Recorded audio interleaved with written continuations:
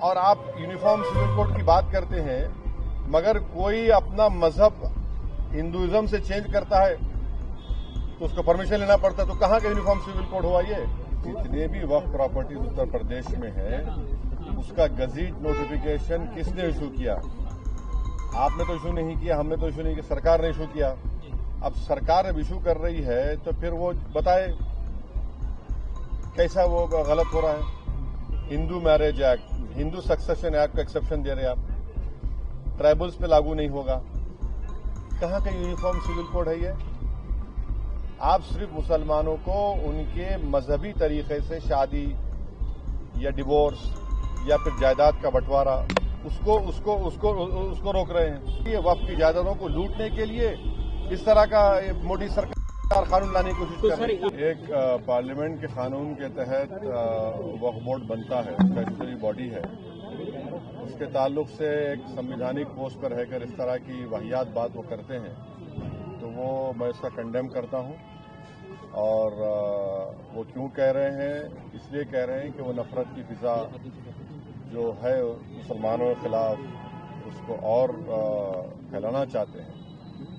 जब उत्तर प्रदेश में जितनी वक्फ की प्रॉपर्टीज हैं उसको सरकार के ऑफिसर खुद सर्वे करते हैं और सर्वे करने के बाद जब रिपोर्ट लिखते हैं चीफ सेक्रेटरी को तो सरकार उन प्रॉपर्टीज को गजीट इशू कर गई थी कि वक्फ की प्रॉपर्टी है। वो कैसे इस तरह की बात करते हैं? तो सिर्फ और सिर्फ नफरत फैलाना इनका काम है और वही काम कर रहे हैं। सर, मीडिया रिपोर्ट्स में ये बात आई है कि उत्तर प्रदेश सरकार ने अभी ये बात कही यहाँ पर काइस के थ्रू कि 80% के आसपास जो वक्फ की संपत्तियां हैं वो सरकार की संपत्ति। सुनिए, अभी हम जवाब दिए हैं। जितने भी वक्फ प्रॉपर्टीज उत्तर प्रदेश में है उसका गजीट नोटिफिकेशन किसने इशू किया? आपने तो इशू नहीं किया, हमने तो इशू नहीं किया, सरकार ने इशू किया। अब सरकार अब इशू कर रही है तो फिर वो बताए कैसा वो गलत हो रहा है। सरकार ही खुद इशू कर रही है और सरकार के इशू के ऊपर गजीट होता है। और उत्तर प्रदेश में 95% वक्फ प्रॉपर्टीज जो है वक्फ बाय यूजर है। अब ये जो बिल आया है, इस बिल में वक्फ बाय यूजर को आप निकालेंगे तो फिर उन प्रॉपर्टीज का स्टेटस क्या होगा बताइए? सर, ये आखिरी बैठक थी कहीं न कहीं। इंच की जमीन हम वापस लेंगे, इसका क्या आशय है?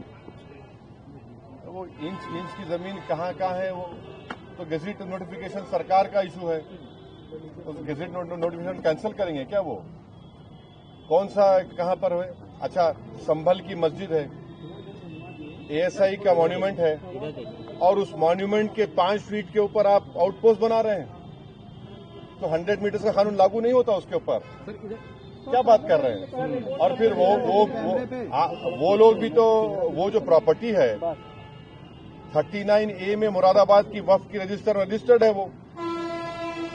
रिपोर्ट कब तक जमा हो सकती है? अब देखिए, अब बजट सेशन के आखिरी दिन तक रेजोल्यूशन से पार्लियामेंट ने टाइम दिया है। अब हम तो हमारे चेयरमैन साहब से रिक्वेस्ट किए हैं कि आप इसको जल्दबाजी मत करिए, पूरा सुनने दीजिए। और हम कश्मीर के नुमाइंदों को नहीं सुने हैं, बड़े बड़े प्रदेश से गए हैं या वहाँ के लोग आए हैं, तो हम उम्मीद करते हैं कि जल्दबाजी में कोई फैसला सरकार और हमारे चेयरमैन साहब ना लें। हम तो हमसे रिक्वेस्ट उनसे करेंगे। तो 24 और 25 तारीख को इसको कंक्लूड कर देंगे, जो मेंबर्स उनकी रिपोर्ट है 31 को पेश भी कर देंगे।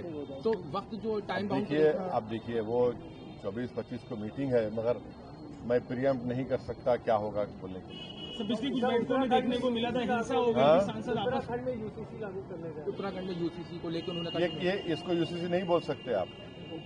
Hindu marriage act, Hindu succession act को एक्सेप्शन दे रहे हैं आप, ट्राइबल्स पे लागू नहीं होगा। कहाँ का यूनिफॉर्म सिविल कोड है ये? आप सिर्फ मुसलमानों को उनके मजहबी तरीके से शादी या डिवोर्स या फिर जायदाद का बंटवारा उसको रोक रहे हैं।